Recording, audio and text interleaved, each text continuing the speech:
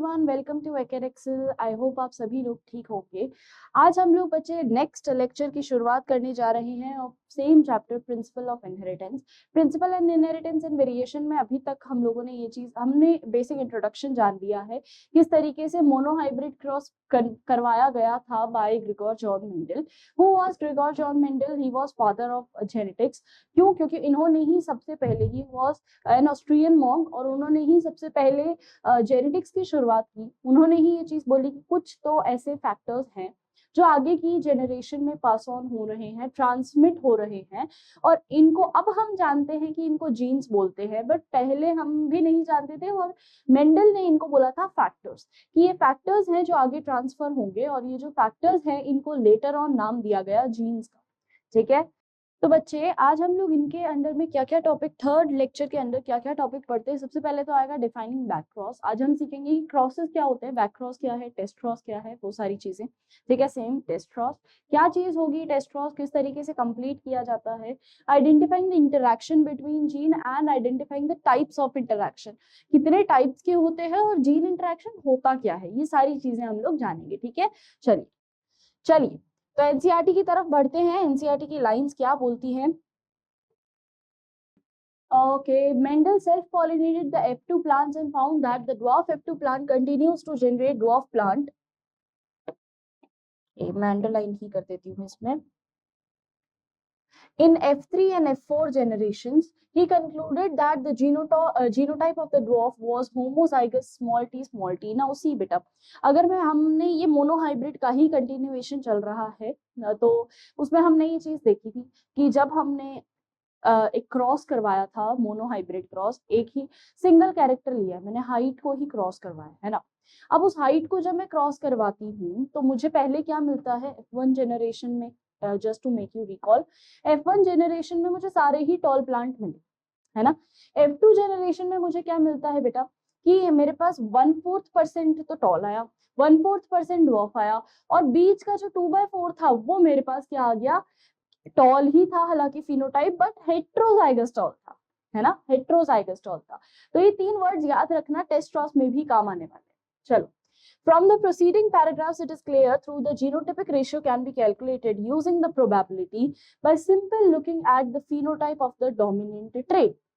It is not possible to know the genotypic composition. For example, now see बेटा, अब ये यहाँ ये बोलता है कि मान लो मैं तुम्हें बोलती हूँ, मैंने तुम्हें बोला कि यहाँ ना एक पेड़ है, ठीक।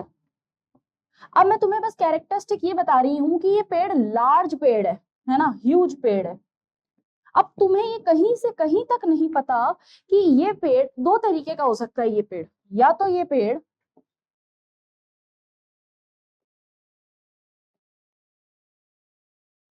एक में लिखेंगे फिनोटाइप, एक में लिखेंगे जीनोटाइप। दूसरी कंडीशन में भी फिनोटाइप और हमने लिखा है genotype.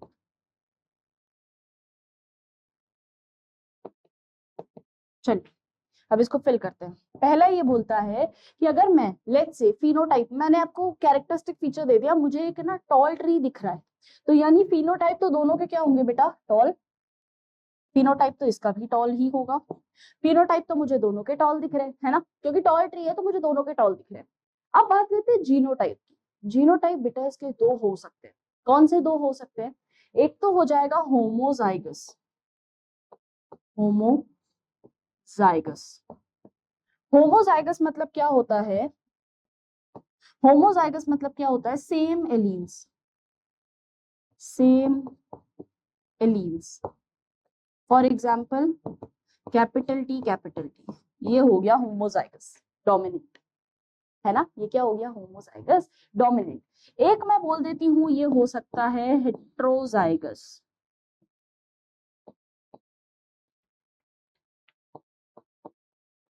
Hybrid condition.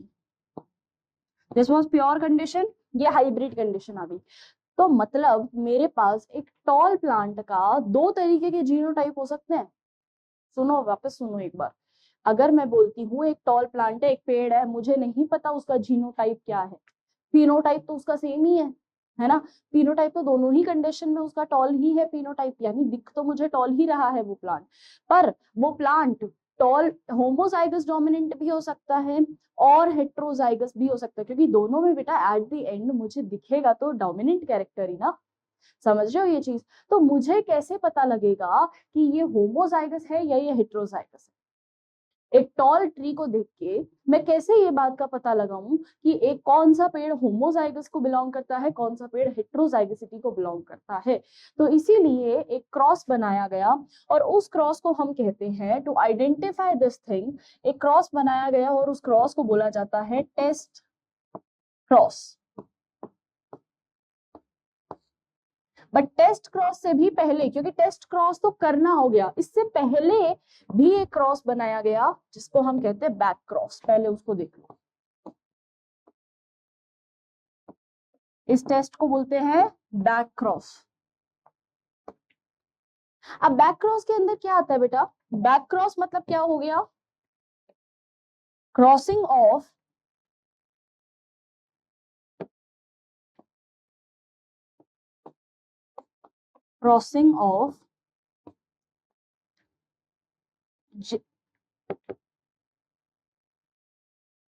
Parental, crossing of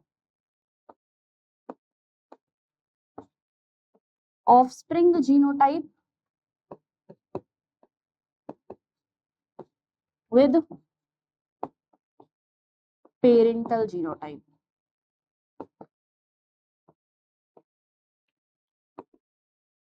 मतलब एक ये तरीका निकाला गया कि हो करो क्या ना, बड़ा ही आसान तरीका है कि अगर तुम्हें दिख रहा है कि दोनों ही चीजें टॉल है ना, दोनों ही फिनोटाइप टॉल है, तुम्हें पता करना है कि भाई जीनोटाइप क्या होगा। तो उस टाइम पे तुम्हें क्या करना पड़ेगा, तुम्हें करवाना पड़ेगा एक बैक क्रॉस। बैक क्रॉस मतलब इसको वापस अपने पेरेंट के साथ क्रॉस करवा दो तो तुम्हें पता लग जाएगा कि किस टाइप के जीनोटाइप को बिलोंग करता है। ठीक है, तो अब हमको क्या करवाना है, बैक क्रॉस। अब सुनना बैक क्रॉस भी क्या होता है।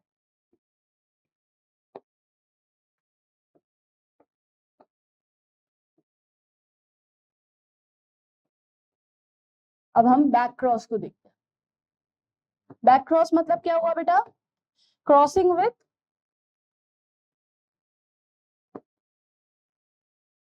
पेरेंट्स, है ना, पेरेंटल जीनोटाइप। अब इसके अंदर ना आपके पास दो टाइप्स आती है।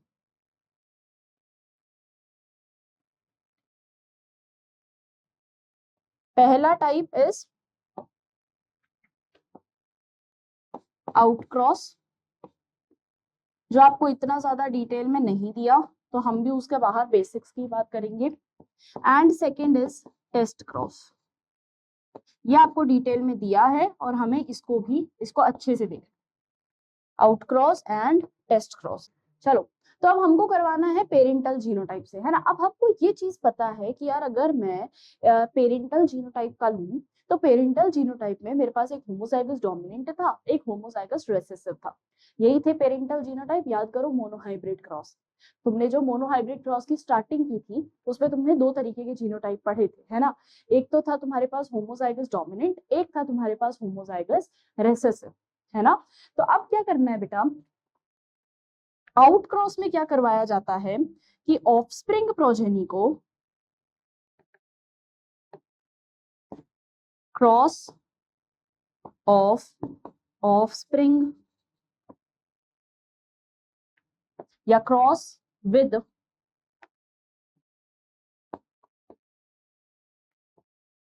Dominant character. यहाँ किसके साथ क्रॉस करवा दो, डोमिनेंट कैरेक्टर के साथ। बट यार सोच के देखना, अगर तुम किसी भी चीज को डोमिनेटिंग कैरेक्टर के साथ क्रॉस कराओगे तो उसका रिजल्ट तो हर बार डोमिनेंट ही आएगा ना, उसका रिजल्ट रिसेसिव थोड़ा ना आएगा। पर अगर मैं यहाँ बात करती हूँ टेस्ट क्रॉस में, तो यहाँ क्या करवाया जाता है, यहाँ करवाया जाता है क्रॉस विद रिसेसिव जीनोटाइप। यानी तुमने क्या कर दिया, तुमने रिसेसिव वाले के साथ क्रॉस करवा दिया, यहाँ तुमने किसके साथ करवाया, डोमिनेंट वाले के साथ। पर आउटक्रॉस का कुछ खास फायदा होता नहीं, क्योंकि आउटक्रॉस इज लाइक कि मतलब इट इज सेंसलेस, है ना। एक तरीके से ऐसे समझो, क्योंकि हमारे पास एक एक पार्ट था कि भाई रिसेसिव को करवाना था, तो ऐसे सोचा कि यार डोमिनेंट को क्यों भूले, तो उससे भी करवा दो, आउटक्रॉस करवा दो भले ही। तो आउटक्रॉस आपके है भी नहीं, और it is not sensible thing कि यार अगर आप कोई भी चीज को डोमिनेटिंग वाले से क्रॉस करवाते हो, तो डोमिनेंट से क्रॉस करवाने का कुछ फायदा ही नहीं है। क्या फायदा है, आप मेरे को ये बताओ। उसका रिजल्ट तो डोमिनेंट ही आएगा ना, आप ही बोलोगे कि मैम इसका तो कुछ फायदा ही नहीं। पर अगर मैं किसी चीज को रेसेसिव वाले से क्रॉस करवाती हूँ, यहाँ मेरे पास वेरिएशन आ सकता है ना। मैं ये चीज नहीं बोल रही कि आएगा ही, पर आ सकता है। ओके, चलो तो हम टेस्ट क्रॉस की बात करते हैं। Let's start with the test cross. तो अब ये मेरे को ऐसा बोलता है कि वो जो मुझे पेड़ दिखा था, ये जो वो पेड़ था, है ना, जो पेड़ दिख तो टॉल ही रहा था, पर इसके दो जीनोटाइप हो सकते हैं, ऐसा मेरे को बताया गया है। एक तो इसका हो सकता है capital T small T genotype, एक हो सकता है इसका कैपिटल टी जीनोटाइप, होमोजाइगस हो सकता है, और एक हेट्रोजाइगस हो सकता है। चले देखें हम एक क्या कौन सा क्या हो सकता है। अब इन दोनों को करवा दो क्रॉस विद रेसेसिव जीनोटाइप। इन दोनों को किससे क्रॉस करवाना है बेटा अपने को, रेसेसिव जीनोटाइप से क्रॉस करवाओ। रेसेसिव जीनोटाइप से क्रॉस करवाना यानी पहले वाले का पनेट स्क्वायर बना रही हूँ, ठीक है, पहली प्रोजेनी, और इसको क्रॉस करवाना है आपने स्मॉल टी से। ठीक है, क्लियर है। सेकंड वाले में हमको क्या करना है, कैपिटल टी को क्रॉस करवाना है स्मॉल टी से। चलो अब रिजल्ट देखते हैं।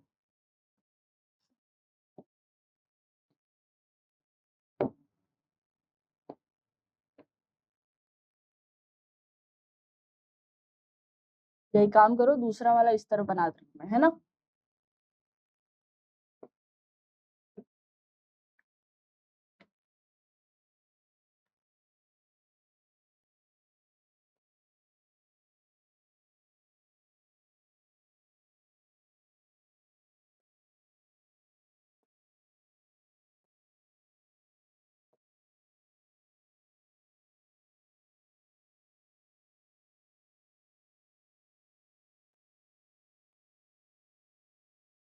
चलिए, एक क्रॉस तो मुझे ये वाला कराना है, एक क्रॉस मुझे करवाना है कैपिटल टी क्रॉस करवाना है मुझे स्मॉल टी। अब बेटा लॉ ऑफ सेग्रीगेशन क्या बोलता है तुमको, लॉ ऑफ सेग्रीगेशन के हिसाब से क्या था, ये वाला एक पेरेंट यहाँ जाएगा, एक पेरेंट यहाँ जाएगा, पेरेंट 1 पेरेंट 2 लिख दूं मैं,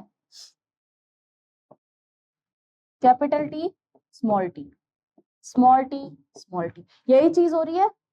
पनेट स्क्वायर वही है 2x2 का स्क्वायर, प्लीज मत भूलना इस चीज को। यहाँ पे पेरेंट 1, यहाँ पे मैं पेरेंट 2 लिख रही हूँ, कोई दिक्कत यहाँ तक, किसी को भी कोई भी दिक्कत यहाँ तक।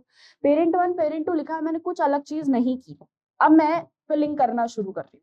फिलिंग कैसे करते हैं मैं एक बार वापस बता दूं, ये वाला स्क्वायर लिखना है, ये वाला स्क्वायर लिखना है बस, यानी कैपिटल टी स्मॉल टी लिखना है। ये वाला स्क्वायर लिखना है, ये वाला स्क्वायर लिखना है, यानी कैपिटल टी स्मॉल टी, ओ सॉरी स्मॉल टी आएगा यहाँ पे ये वाला और ये वाला, ठीक है,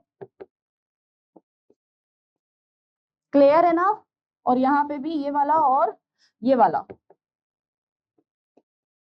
ओ माय गॉड, डिफरेंसेस आ गए, पता लग गया डिफरेंसेस, है ना। अब यहाँ देखना, सेम तरीके से ये दोनों को पहले क्रॉस लिखेंगे, फिर इन दोनों का क्रॉस लिखेंगे,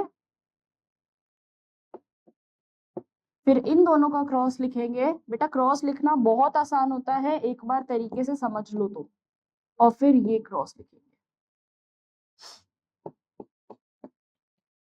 चलो अब इसके कंक्लूजन पे पहुंचते हैं। अब यहाँ पे अगर मैं प्रोजेनी को देखूं, तो ये फर्स्ट वाला जो है मेरे पास क्या बन रहा है बेटा, टॉल।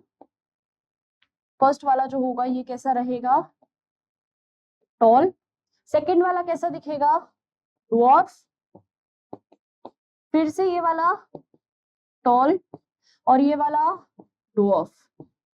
यानी मेरे पास जो रेशो आया है वो क्या आया है बेटा, 50% का रेशो आया है मेरे पास। 50-50 का रेशो आया है कि नहीं आया, सोच के बताओ। यानी 50% मेरे पास जो प्रोजेनी रहेगी वो टॉल रहेगी, 50% प्रोजेनी जो रहेगी वो ड्वार्फ रहेगी। ये मेरे पास आ जाता है प्रोजेनी का रेशियो, प्रोजेनी का जीनोटाइप। अगर मैं क्या लेती हूँ, कैपिटल टी स्मॉल टी, यानी लेट्स से मैंने इस पेड़ को अज्यूम किया, अजम्पशन पे चलती है सारा खेल, है ना। मैंने इस पेड़ को अज्यूम किया कि यार ये पेड़ क्या है, अब मुझे नहीं पता, मुझे दिखिए टॉल ही रहा है, फिनोटाइप इसका टॉल ही है ना। ये दिख मुझे टॉल ही रहा है, पर इसका जीनोटाइप कुछ भी हो सकता है भाई, कैपिटल टी स्मॉल टी भी हो सकता है, कैपिटल टी भी हो सकता है। तो उस टाइम पे मैं क्या करवाती हूँ, इसको रेसेसिव वाले से क्रॉस करवा देती हूँ। ठीक, इसका जीनोटाइप पता लगाने के लिए मैं इसको एक छोटे पेड़ से क्रॉस करवा देती हूँ। ये लो, रेसेसिव वाले से मैंने इसको क्रॉस करवा दिया। जब इस रेसेसिव वाले से ये वाला अगर मान लीजिए पेड़ का जीनोटाइप होगा, लेट्स से एक इमेजिनेशन कि यार ये जो पेड़ है ना, ये जो टॉल ट्री है, इसका genotype let's say capital T small T होगा, है ना। अभी मैं कंफर्मेशन पे नहीं आई, मैं कह रही हूँ हो सकता है। अगर कैपिटल टी स्मॉल टी का जीनोटाइप होगा, तो वहां पे हमको क्या कंडीशन देखने को मिलेगी, जो नए इसके प्रोजेनी बनेगी, जो ऑफस्प्रिंग बनेगा, उसमें मुझे ये कंडीशन देखने को मिलती है। यानी 50% मेरे पास टॉल प्लांट आएंगे, 50% मेरे पास ड्वार्फ प्लांट आएंगे। ठीक, तो अगर मैंने इन दोनों को क्रॉस करवाया तो मेरे पास जो प्लांट्स आए, अगर उसमें 50-50 का रेशो है, इसका मतलब मैं ये चीज समझ जाऊंगी कि ये कौन सा प्लांट, और ये इसका जीनोटाइप क्या होगा बेटा, कैपिटल टी स्मॉल टी, यानी ये हेट्रोजाइगस कंडीशन का होगा, है ना। वहीं पे ही अगर मैं बोलती हूँ कि लेट्स से मुझे नहीं पता अभी वापस कि ये कौन सा प्लांट क्रॉस करा है, मैंने अगेन ड्वार्फ प्लांट से इन दोनों को क्रॉस करवा दिया। ठीक, अब मेरे पास एक रेशो ये भी आ रहा है, इस रेशो के मुताबिक क्या बात है, इस रेशो के अंदर क्या चीज होगा, ये भी टॉल बनेगा, टॉल, टॉल प्लांट, यानी यहाँ पे there is 100% tall plant, all tall plants, all tall plants. यानी अगर मैं ये दोनों को क्रॉस करवाती हूँ, है ना, या मैंने कोई भी रैंडम सैम्पलिंग को क्रॉस करवाया, मैंने रैंडम एक कैपिटल ट्री, एक लार्ज ट्री और एक स्मॉल ट्री को क्रॉस करवाया, इसमें अगर मेरे पास प्रोजेनी का जो जीनोटाइप है ना, प्रोजेनी का जो जीनोटाइप है 50-50 के रेशो में मेरे पास अगर आके बनता है, तो इसका मतलब ये हो जाएगा कि वो जो कैपिटल टी, वो जो टॉल प्लांट था, वो हेट्रोजाइगस प्लांट था। ठीक है, वो कैसा प्लांट था बेटा, वो हेट्रोजाइगस था।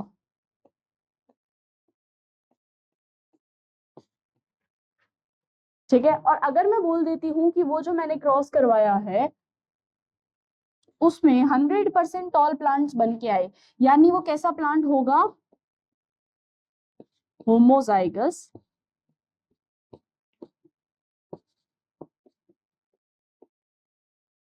Dominant, homozygous dominant plant. Clear है ये चीज, समझ में आ गया, ये क्रॉस एकदम परफेक्ट, बड़ा ही आसान क्रॉस है ना।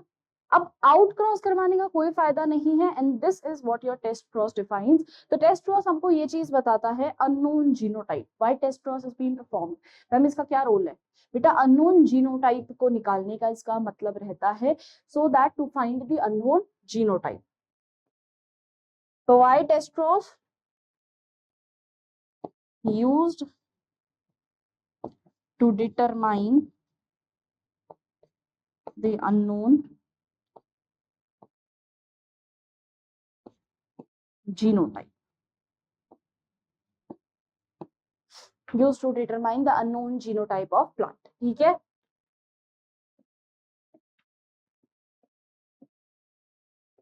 क्लियर है ये चीज। अब इसको एनसीईआरटी ने कैसे बोला है ये चीज भी देख लेते हैं। Now what is it, from the preceding paragraph it is clear that though the genotype ratio can be calculated using mathematical probability, by simple looking at the phenotype of the dominant trait it is not possible to know the genotype, is not possible to know the genotype composition। अगर मैं simple phenotype को देखती हूँ dominant trait के, तो मुझे ये पता करना बहुत ज्यादा मुश्किल हो जाता है कि उसका जीनोटाइप कैसा होगा। For example, whether a tall plant F1 or F2 has capital T or capital T small t composition cannot be predicted. अब ये चीज तो आप पता ही नहीं कर सकते कि वो कैपिटल T होमोजाइगस डोमिनेंट होगा या फिर हेटेरोजाइगस कंडीशन होगी, ये चीज कैसे पता करोगे? Cannot be predicted, therefore to determine the genotype of a tall plant at F2 generation, Mendel crossed the tall plant from the dwarf plant. This is called the test cross, और इसी चीज को हम टेस्ट क्रॉस बोलते हैं। जब Mendel uncle ने क्या किया कि चाहे वो डोमिनेंट हो चाहे वो रिसेसिव हो, मुझे कोई फर्क नहीं पड़ता, मैं तो क्या कर दूंगा, उसको ड्वार्फ प्लांट से क्रॉस करवा, ठीक है, मुझे कोई फर्क नहीं पड़ता कि वो कैपिटल टी होमोजाइगस डोमिनेंट हो, मुझे कोई फर्क नहीं पड़ता कि वो हेटेरोजाइगस डोमिनेंट हो, मैं उसको सिंपली क्या करवा रहा हूँ, ड्वार्फ प्लांट से क्रॉस करवा रहा हूँ, ठीक है। तो अगर ड्वार्फ प्लांट से क्रॉस करवाने पे, चलो आगे पढ़ ही लेते हैं एनसीईआरटी की लाइन, फिर उसके साथ ही समझेंगे। Okay, in a typical test cross an an organism, P plant ये यहाँ ऑर्गेनिज्म और कोई तो है नहीं, showing the dominant phenotype and whose genotype is to be determined, it is crossed with the recessive parent. इसको recessive parent से cross करवाया जाएगा। The progenies of the cross such can be easily analyzed to predict the genotype of the test organism. Now figure shows the result. चलो भाई figure को देख लो, ये देखो फिगर shows the result। अब ये फिगर कैसा रिजल्ट दिखा रहा है, ये विजिबल है ना, दिख रहा है ये। चलिए फिगर क्या दिखा रहा है यहाँ पे कि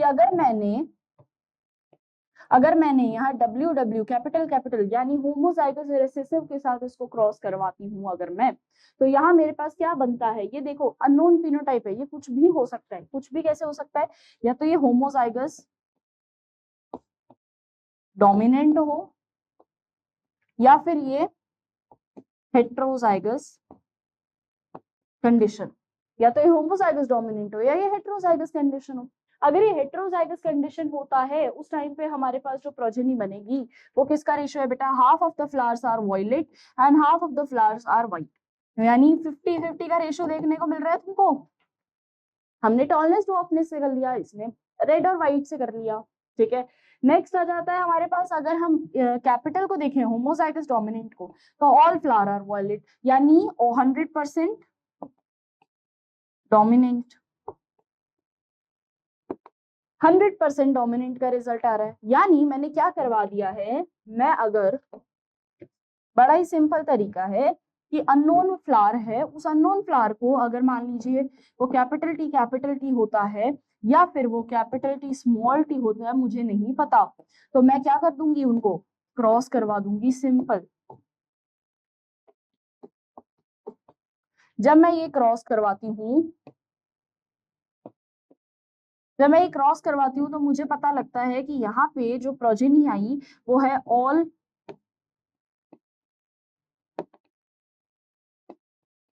टॉल, यानी 100% डोमिनेंस,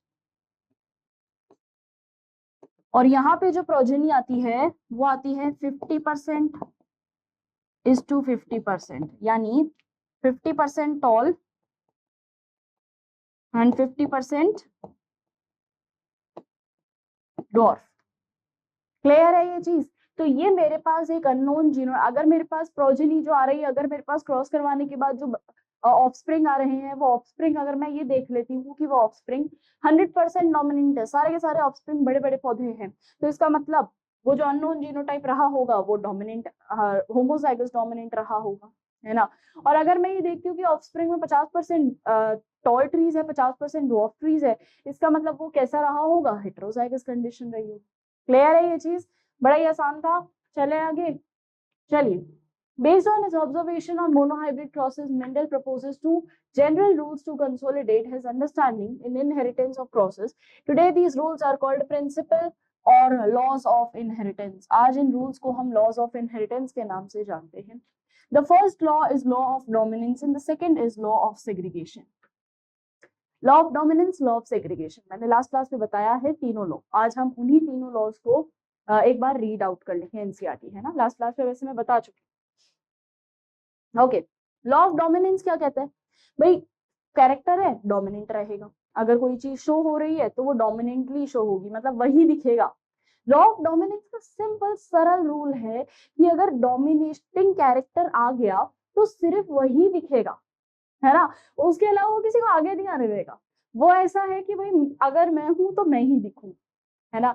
और बेचारा सेग्रीगेशन क्या है कि यार कोई भी दिखले, पर दिखने के लिए उसको टूटना पड़े, उसको सेग्रीगेट होना पड़ेगा, ठीक है।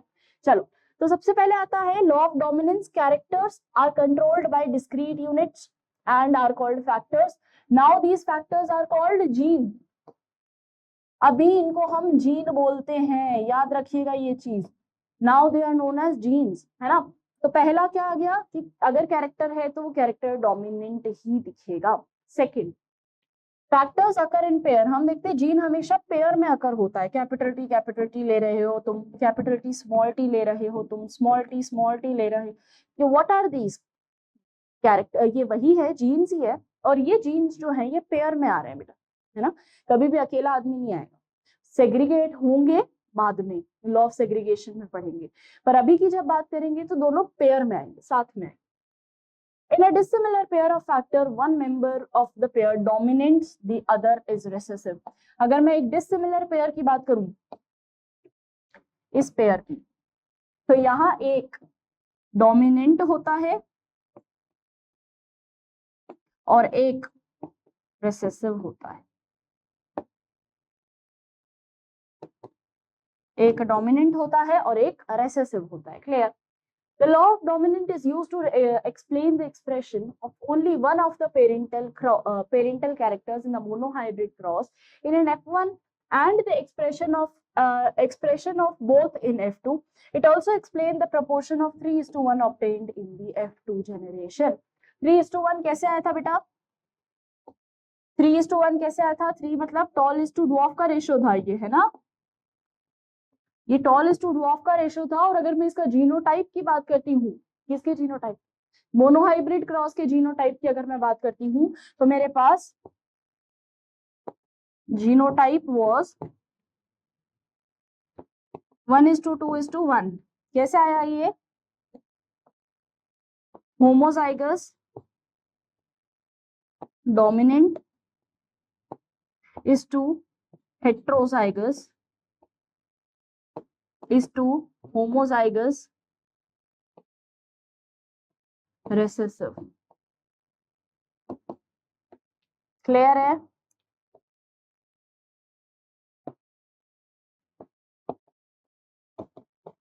क्लियर है ये चीज बेटा? समझ में आ रही है चीजें ना?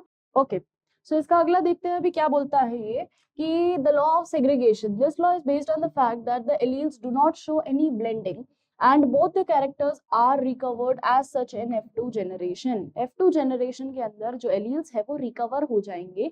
ये चीज हमने देखा था मोनोहाइब्रिड क्रॉस के थ्रू। बट यहाँ पे लॉ ऑफ सेग्रीगेशन ये चीज बोलता है कि यार मैं ना डायरेक्ट इस चीज को आगे नहीं बढ़ा सकती क्रॉस करवाने के लिए, मुझे इनको पहले सेग्रीगेट कराना पड़ेगा, मुझे इसको पहले तोड़ना पड़ेगा। तो इसके ब्रेकिंग के लिए इसको सेग्रीगेट करना। What is the meaning of segregate? Segregate मतलब होता है बेटा separation.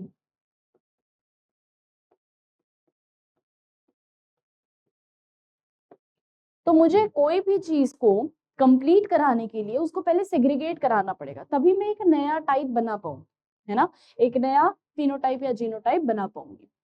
So in F2 generation, though one of these is not seen in F1 stage, though the parents contain two alleles during gamete formation, the factors or alleles of a pair segregate from each other such that the gamete receives only one of the two factors. Of course, the homozygous parent produce all gametes that are similar, while the heterozygous is one that produce all the kinds of two kinds of gametes, each having one allele with equal proportion. Now see बेटा, ये तो homozygous है, homozygous capital T में ही break होगा। Same अगर मैं बात करती हूँ होमोजाइगस रिसेसिव की, तो ये भी जब ब्रेक होगा तो ये भी स्मॉल टी में ही ब्रेक होगा।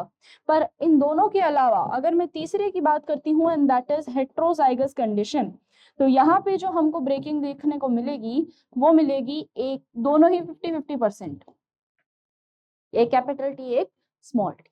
क्लियर है ये चीज? चलो अगला आ जाता है इनकम्प्लीट डोमिनेंस। अब हुआ क्या ना कि ड्यूरिंग द टाइम। अब हुआ क्या ना कि ये जो इनकम्प्लीट डोमिनेशन था, मैं हमेशा बोलती हूँ कि डोमिनेंस, लॉ ऑफ डोमिनेंस ना यूनिवर्सल लॉ नहीं है। क्यों नहीं है? क्योंकि इसमें आ गए थे एक्सेप्शंस। एक्सेप्शंस में से सबसे पहला और मेजर जो एक्सेप्शन था वो था स्नैप ड्रैगन फ्लावर के अंदर। अगर किसी ने स्नैप ड्रैगन फ्लावर देखा है, पिंक कलर का फ्लावर होता है वो, है ना? जबकि पता है वो मिलता बनता किससे है? एक रेड और एक व्हाइट कलर के फ्लावर से। सुनना, ये जितनी बातें मैं बोल रही हूँ अभी ये बना के देखते हैं। हुआ क्या कि अगर हम इनकम्प्लीट डोमिनेंस की बात करते हैं, बेसिकली डोमिनेंस के अंदर कुछ एक्सेप्शंस आते हैं, है ना? लॉ ऑफ डोमिनेंस हर बार ये चीज शो नहीं करता कि मैं हर बार डोमिनेटिंग कैरेक्टर को एक्सप्रेस करूंगा, है ना? लॉ ऑफ डोमिनेशन के हिसाब से तो क्या होना चाहिए था कि अगर मैंने कैपिटल टी स्मॉल टी, अगर मैंने ये कंडीशन लिख दी तो हमेशा मुझे कैपिटल टी ही एक्सप्रेस होगा। यही कंडीशन होती है, यही चीज हम लोग पढ़ते हैं आज तक। पर यहाँ पे कुछ एक्सेप्शंस आए जिसके थ्रू निकला कि यार अब कुछ एक्सेप्शंस ऐसे हैं जिसमें हमको इनकम्प्लीट डोमिनेशन भी पढ़ना है। यानी यहाँ पे अधूरा, इनकम्प्लीट मतलब क्या होता है बेटा? आधा अधूरा, है ना? बिखरा हुआ, आधा अधूरा। तो डोमिनेशन तो है, पर कैसा डोमिनेशन है? आधा अधूरा डोमिनेशन, है ना? सी,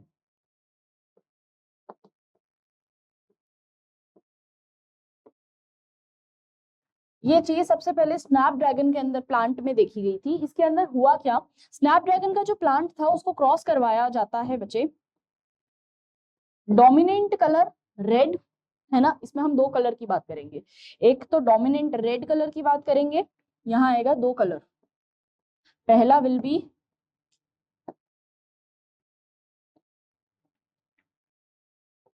एक तो डोमिनेंट रेड कलर आएगा और दूसरा रेसेसिव व्हाइट कलर आएगा। तो जब हम डोमिनेंट रेड कलर को क्रॉस करवा देते हैं, क्रॉस करवाते हैं व्हाइट कलर से, मैं इसको आर ही ले रही हूं, है ना? Capital R is for representation of red which is dominant, और small r is the representation of white which is recessive, है ना? स्मॉल आर बनाया मैंने रेसेसिव को रिप्रेजेंट करना है और कैपिटल आर बनाया मैंने डोमिनेंस को रिप्रेजेंट करना है। चलो भाई क्रॉस बना दें। क्रॉस के लिए हम पहले बनाएंगे पनेट स्क्वायर।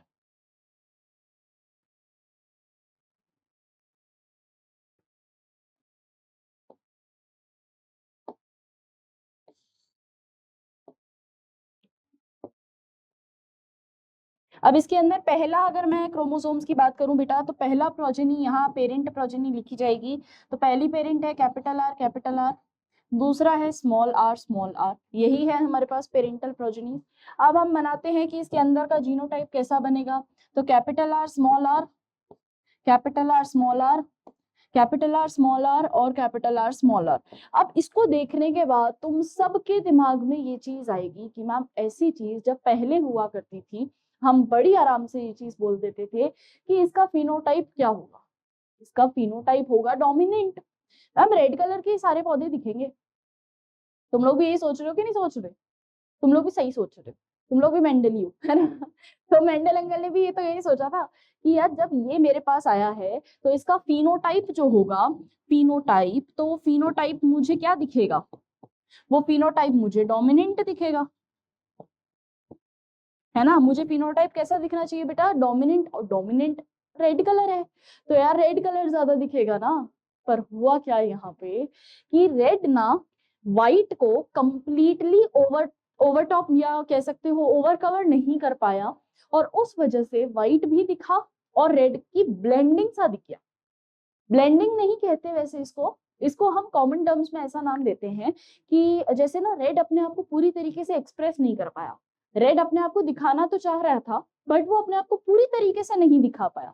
जब कुछ चीज आधा अधूरा दिखेगा तो बेटा उसका लाइट कलर ही तो दिखेगा। अगर मैं तुमको बोलती हूँ कि रेड का लाइट कलर क्या होगा, तो तुम बड़ी जल्दी से जवाब दे दोगे मैम पिंक कलर, है ना? तो यहाँ पे जितने फ्लावर ऑब्टेन हुए ये सारे के सारे फ्लावर कैसे दिख रहे थे, पिंक कलर के। ये सारे फ्लावर पिंक कलर के दिखे, यानी यहाँ क्या हुआ बेटा, रेड जिसको अपने आप को पूरी तरीके से एक्सप्रेस करना था, यहाँ कोई पैलेट में ब्लेंडिंग नहीं हुई है। जेनेटिक्स कभी भी ब्लेंडिंग के बेसिस पे नहीं चलता। ये चीज कई जगह पे आपको मिल जाएगी जहां पे आपको ये बोल दिया जाएगा कि भाई ब्लेंडिंग होगी, मिक्सिंग होगी। तुम बैठे थे मिक्सिंग चलाने, है मिक्सर चलाने, या वो पेंट ब्रश को इस तरीके से तुम मिक्स करने बैठे थे। ब्लेंडिंग मतलब मिक्सिंग नहीं हुई है यहाँ। यहाँ पे क्या चीज हुई है, ब्लेंडिंग हम बोल रहे हैं इन द टर्म्स कि तुम समझ जाओ, पर गलत मत समझना कि यहाँ कोई मिक्सिंग नहीं हुई है बेटा। यहाँ बेसिकली होता क्या है कि रेड अपने आप को पूरी तरीके से दिखा नहीं पाता। जो डोमिनेंट कलर आना चाहिए था ना, वो आना चाहिए था रेड, पर रेड अपने आप को पूरी तरीके से दिखा नहीं पाता और आधा अधूरा दिखाता है, इनकम्प्लीट दिखाता है। जब रेड अपने आप को इनकम्प्लीट दिखाता है तो वो कैसा दिखता है, फिर वो पिंक दिखता है। तो जब रेड अपने आप को दिखना रेड चाहिए था, पर रेड अपने आप को जब आधा अधूरा दिखाता है तो वो पिंक कलर का दिखाता है। सिंपल, क्लियर है ये चीज। तो यहाँ हमको क्या चीज मिलती है, एक एक्सेप्शनल केस है जिसको हम कहते हैं स्नैपड्रैगन का केस है। और स्नैपड्रैगन के अंदर हमको ये पता लगता है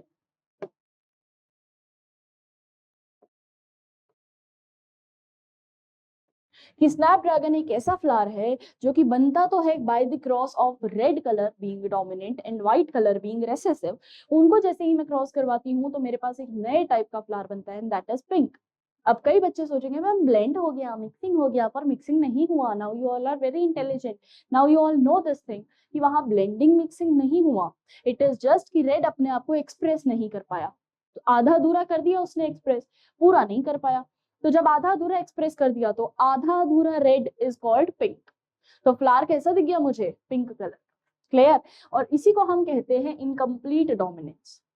चलो पढ़ते क्या बोलता है, when the experiment of P were reported using the other trait in the plants, it was found that sometimes the F1 had the phenotype that did not resemble either of the two parents। कि यार F1 ना दोनों parent जैसा नहीं दिख रहा। अब pink, pink जो कलर है तो वो पिंक क्या तुम्हें रेड जैसा दिख रहा है, नहीं। क्या तुम्हें व्हाइट जैसा दिख रहा है, अगेन नो, अलग ही दिख रहा है। तो दोनों ही पेरेंट्स से रिजेम्बलेंस नहीं है। And was in between the two, पर एक बीच में तो है दोनों के, है ना। The inheritance of the flower occur in the dog flower जिसको हम स्नैपड्रैगन कहते हैं या antheridium sp, it is a good example to understand the incomplete dominance in the cross. A true breeding flower, capital R dominant, and true breeding white flower, small r, true breeding red and true breeding white. The F1 generation is pink. When the F1 plant were self-pollinated, F2 were the following ratio, capital R, जहां पे भी बेटा एक heterozygous condition आएगी ना, वहां पे colour pink आ जाएगा। और फिर उसके बाद स्मॉल आर आर व्हाइट, है ना। अगर चाहो तो इसका F2 जनरेशन भी बना लो, ये F1 जनरेशन है। अभी इसका अगर मैं F2 जनरेशन बनाती हूँ तो let's draw that as well. इसका बना सकते हो आप लोग, यहीं पे बनाऊं क्या, नहीं है अगले पेज पे बना देती हूँ। दिस इज F1, है ना। अब मैं इन दोनों को क्रॉस करवा दूं,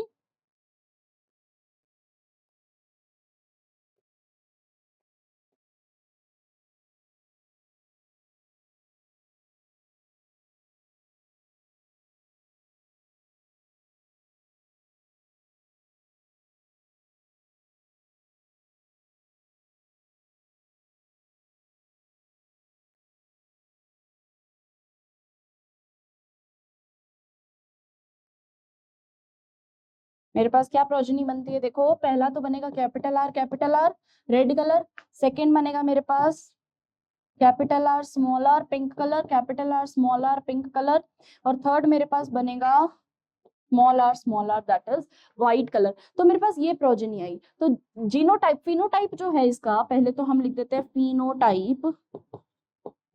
क्या आता है बेटा मेरे पास फिनोटाइप इसका, red is to pink is to white.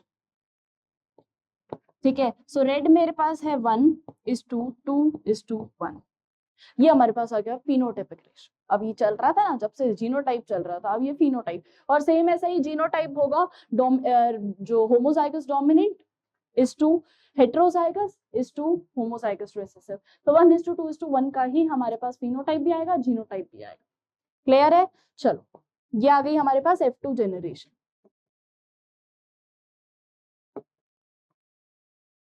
और ये थी F1 जनरेशन। पढ़े अब आगे, नेक्स्ट चले। अगला बोलता है now here the genotypes ratio and the phenotype ratio has change from, पहले क्या दिख रहा था बेटा 3:1 है ना, dominant is to recessive. What happened was the R was not completely dominant over the small r and it possible to distinguish the small r and capital R as pink form। तो अब क्या हुआ, R जो था वो, ये बहुत अच्छी और इंपॉर्टेंट लाइन है बेटा, कि R was not complete dominant, it's very important।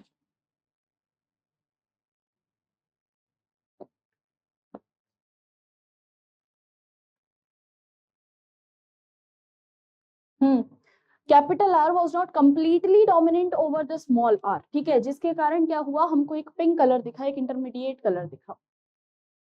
चलिए अगला बढ़ते हैं। अगला आता है what exactly is dominance, why are some alleles dominant and some recessive? To tackle these questions you must understand what gene does। Every gene, as you know, now contains the information to express particular trait. In a diploid organism, there are 2 copies of each gene as the pair of alleles। हमारे पास 2 copy of gene है बेटा, है ना, diploid है क्योंकि हम organism. Now these 2 alleles need not always be identical, heterozygous condition भी हो सकती है, दोनों alleles सेम होना it's not possible, है ना। It's not every I'm not saying it's not possible, but it's not every time the same situation, ठीक है। So one of them may be different due to some changes and it undergone which modifies the information that particular allele contain। तो ये क्या करेगा बेटा, अगर एक भी अलग हुआ, जैसे अगर मैं हेट्रोजाइगस कंडीशन की बात करती हूँ, तो उसमें अगर एक भी अलग हुआ तो पूरा वो जीन का टाइप ही बदल देगा, ठीक है। तो पूरा जीन का टाइप बदल रहा है। हमने देखा भाई, अगर दोनों का सेम कलर है, कैपिटल कैपिटल टी अगर आ रहे थे, कैपिटल आर अगर आ रहे थे, तो रेड कलर दिख रहा था मुझे। पर अगर मैं मिक्सचर देखती हूँ, हेट्रोजाइगस कंडीशन देखती हूँ, तो वहां मुझे क्या चीज दिखती है, कि वहां मुझे एक मिक्सचर दिखेगा, वहां मुझे एक पिंक कलर दिखेगा, एक नया कलर दिखेगा, ठीक है। चलिए, let us take the example of gene that contain the information for producing the enzyme। Now there are 2 copy of this gene, the 2 alleles form। Let us assume that a normal allele produced the normal enzyme that produces the normal enzyme that is needed for transformation of substrate। Theoretically the modified allele could be responsible for production of normal or less efficient enzyme। अब बेटा देखो, ये ऐसा तुमको enzyme से सिखा रहा है कि अगर मैं एक एंजाइम को क्रॉस करवाती हूँ, तो उस टाइम पे मेरे पास एक जो नया एंजाइम बनेगा वो कैसा बनेगा, है ना। या तो वो नॉर्मल बनेगा, या वो लेस एफिशिएंट बनेगा, या फिर वो नॉन फंक्शनल एंजाइम बनेगा, और या फिर वो नो एंजाइम एट ऑल बनेगा ही नहीं। ये उसके कैरेक्टरिस्टिक फीचर हो सकते हैं, ये वो बन सकता है। चलो ये एक एग्जांपल देख लो, ये स्नैपड्रैगन का ही एग्जांपल है जिसको अभी अपन ने सॉल्व किया है। तो ये कैपिटल आर दिखना क्या चाहिए था, this is of Snapdragon, pink colour के होते हैं बेटा ये फ्लावर, है ना।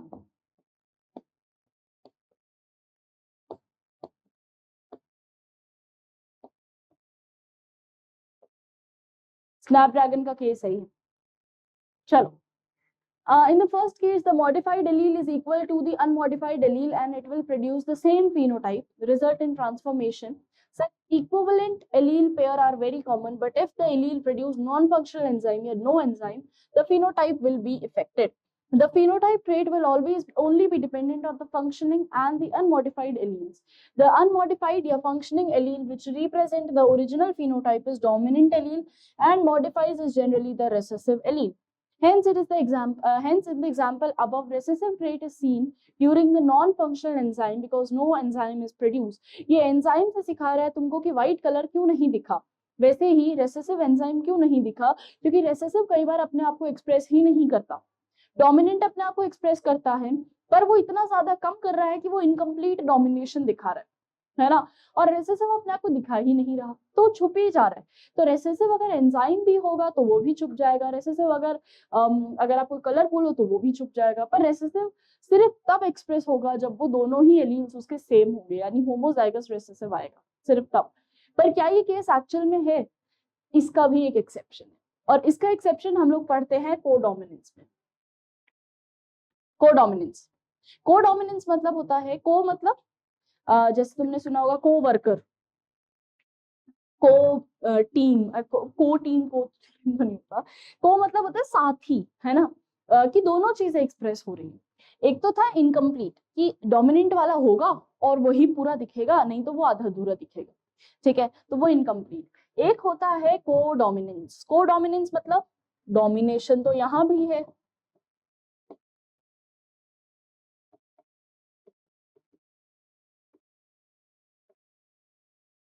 कि डोमिनेशन तो यहाँ भी है, पर यहाँ वाली डोमिनेशन जो है ना, ये साथ वाली डोमिनेशन है ना, दोनों इक्वली दिखेंगे। सो बोथ द एलील्स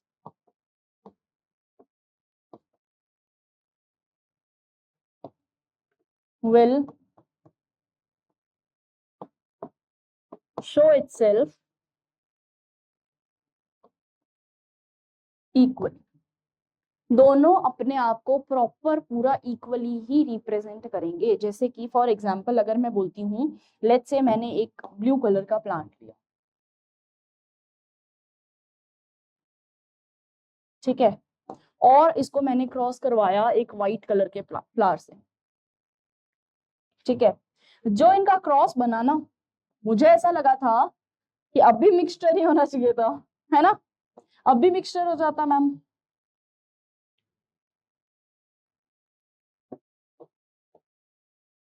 ये फ्लावर का मुझे एलगी ज्यादा लग रहा है, बट अच्छा लग रहा है, कोई बात नहीं। अब यहाँ क्या हुआ ना बेटा जी, मुझे एक ऐसा फ्लावर मिला, रुको इसको वापस बनाती हूँ, मुझे एक नए ही टाइप का फ्लावर मिला, जहां मुझे दोनों चीजें मिली, मुझे एक ब्लू पेटल, एक व्हाइट पेटल, एक व्हाइट पेटल, एक ब्लू पेटल, ऐसा मिला, दोनों चीजें मिली। अगर मैं इनकम्प्लीट डोमिनेशन की बात करूं तो मुझे दोनों का एक इंटरमीडिएट फॉर्म मिल रहा था। को डोमिनेशन की बात करूं तो मुझे डोमिनेंट भी मिल रहा है, मुझे रेसेसिव भी मिल रहा है।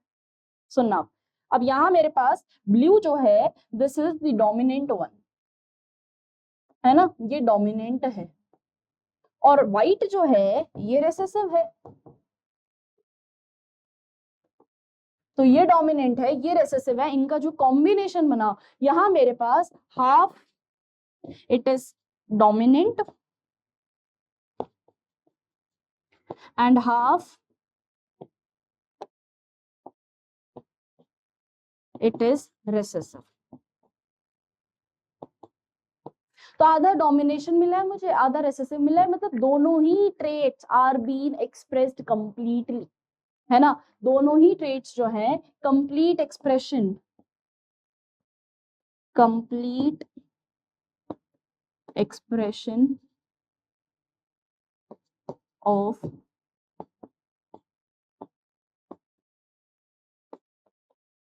Both traits, complete expression of both traits, दोनों ही ट्रेट्स मुझे बहुत अच्छे से विजिबल है। क्लियर है बेटा ये चीज? चलो अब इसको एक बार रीड कर लेते हैं अपन, क्या चीज बोलता है ये यहाँ पे। अच्छा, अगर आप लोगों ने ना कभी एक गाय सुनी हो, एक है ना चॉकलेट के ऊपर एक बहुत बचपन में एक टॉफी आया करती थी, लंदन डेयरी, है ना, उसपे एक गाय होती थी, उसपे ना पैचेस होते थे ब्राउन, रोन काउस को बोलते हैं, रोन मतलब रोन ही बोलते हैं उसको, RON। वो जो रोन होता है ना, वो रोन किसके मिलने से बनता है? एक ब्लैक काउ होती है, एक व्हाइट काउ होती है।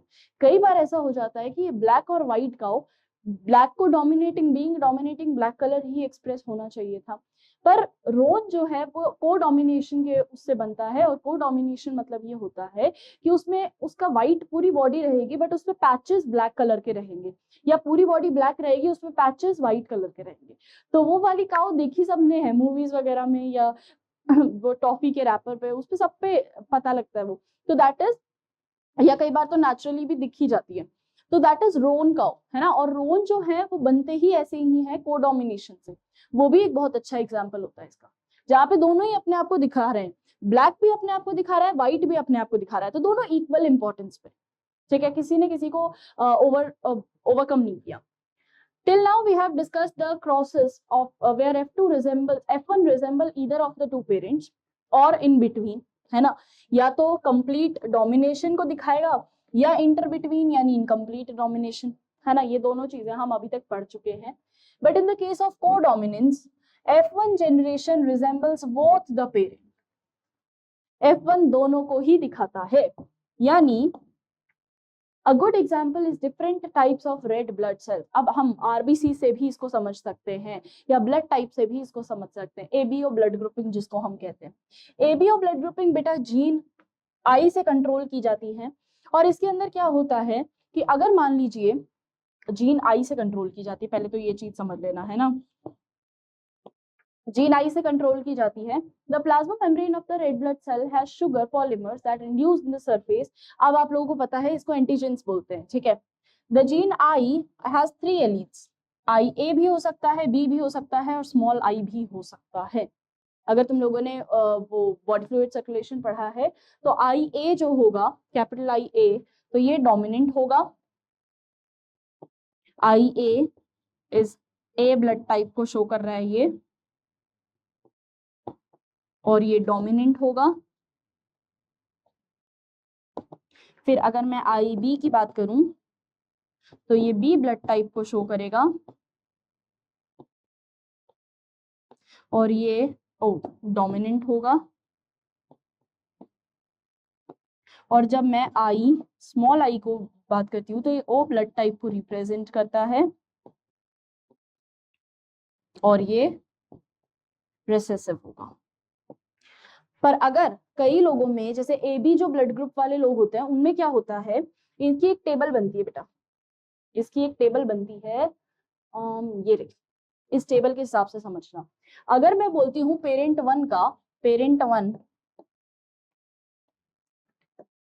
पेरेंट वन जो है वो आई ए कैपिटल यानी डोमिनेटिंग एलील बैठा है इसके पास, ठीक है, तो ए डोमिनेटिंग एलील है, तो जब हमारे जब जैसे अगर हम पेरेंट की बात करते हैं तो पेरेंट्स में अगर दोनों में ही डोमिनेटिंग एलील है, दोनों ही पेरेंट का ब्लड ग्रुप ए है, तो उस टाइम पे चाइल्ड का ब्लड ग्रुप भी ए ही हो, ठीक है, डोमिनेट है ना, तो वही दोनों दिखेंगे।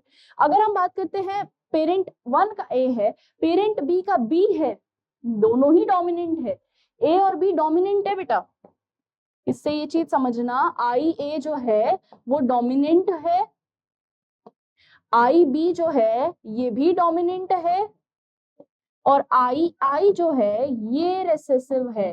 क्लियर है ना ये चीज, इस चीज को मत भूलना, दिस इज वेरी इंपॉर्टेंट। तो अब पहला चीज बोल दिया इसने कैपिटल ए डोमिनेंट है, दोनों डोमिनेंट है, तो चाइल्ड का भी जो ऑफस्प्रिंग होगा capital A that will be dominant. दूसरे पे आ जाओ, कैपिटल ए और बी बोल रहा है, दोनों ही डोमिनेंट है, तो चाइल्ड जो ऑफस्प्रिंग का ब्लड टाइप होगा वो ए बी, दोनों दिखेंगे, और यही केस होता है हमारे पास को डोमिनेंस का। तो यही जो केस है ना ए बी ब्लड ग्रुप वाला, दिस इज को डोमिनेंस, दोनों दिख रहे हैं यहाँ पे, है ना, कोई भी किसी को ओवरकम नहीं कर रहा, कोई किसी को ओवरशैडो नहीं कर रहा, कोई किसी को छुपा नहीं रहा, कोई किसी को दिखा नहीं रहा, दोनों अपने आप को एक्सप्रेस करेंगे। थर्ड केस आ जाओ, आई ए, कैपिटल ए है और मतलब ए ब्लड ग्रुप है और स्मॉल आई यानी ओ है, तो अब इसमें तो ए ही दिखेगा, ऑब्वियस सी बात है यार, इसके अंदर तो डोमिनेंट ही दिखेगा। नेक्स्ट आ जाओ बी और ए, तो यहाँ भी क्या दिखेगा बेटा, ए बी ही दिखेगा, अगेन को डोमिनेंस।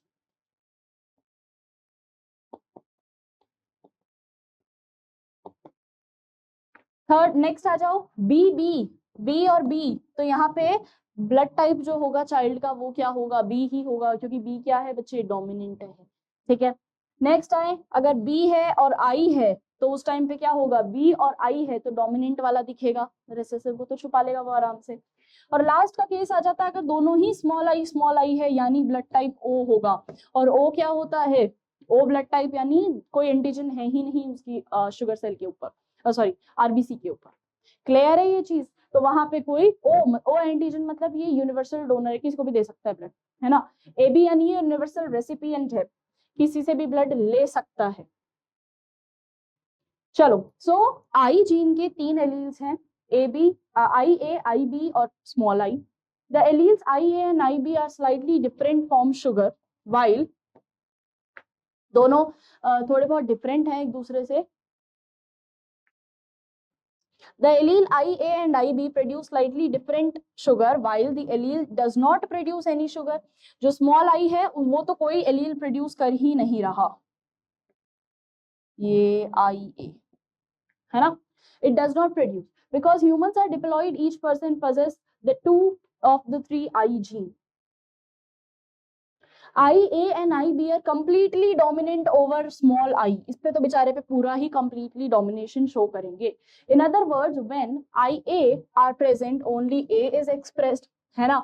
और वैसे ही अगर AB होंगे तो यहाँ पे क्या एक्सप्रेस होगा, दोनों ही अपने आप को एक्सप्रेस करेंगे, तो यहाँ पे ब्लड टाइप AB ही होगा, दोनों चीजें. और ये एक केस शो करता है, this is because of codominance.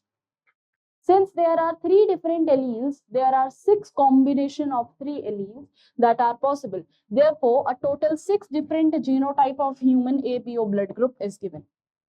देख लो भाई, ये 6 टाइप ऑफ आपको ब्लड ग्रुप्स दिखते हैं इन ह्यूमंस, और इनके अंदर हमको क्या वेरिएशन दिखने को मिल रहा है बेटा, कोडोमिनेंस का मेरे पास AB वाला फैक्टर आ जाता है, which is very important.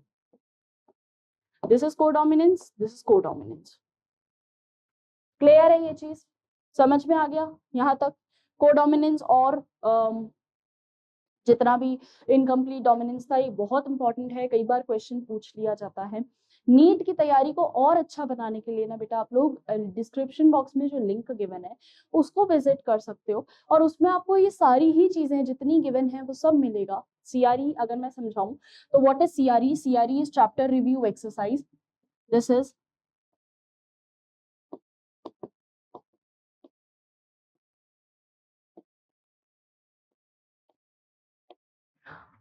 NEET के एनोटेशन पीडीएफ्स मिलेंगे आप लोगों को, माइनर टेस्ट मेजर टेस्ट जो चल रहे हैं और जो काफी बच्चे देते भी हैं, और वो नीट के हिसाब से ही बनाए गए हैं, तो उनको आप लोग चेक कर सकते हो. पीवाईक्यू का वीडियो सोल्यूशन और इसी के साथ लेक्चर वाइज असाइनमेंट्स जिसमें आपके काफी सारे क्वेश्चंस कवर हो सकते हैं, सारी ही चीजें आपको मिलने वाली है. तो एक बार डिस्क्रिप्शन बॉक्स में जो टेलीग्राम का लिंक है उसको देख लो, और हम लोग मिलते हैं अब नेक्स्ट क्लास में नेक्स्ट लेक्चर के साथ.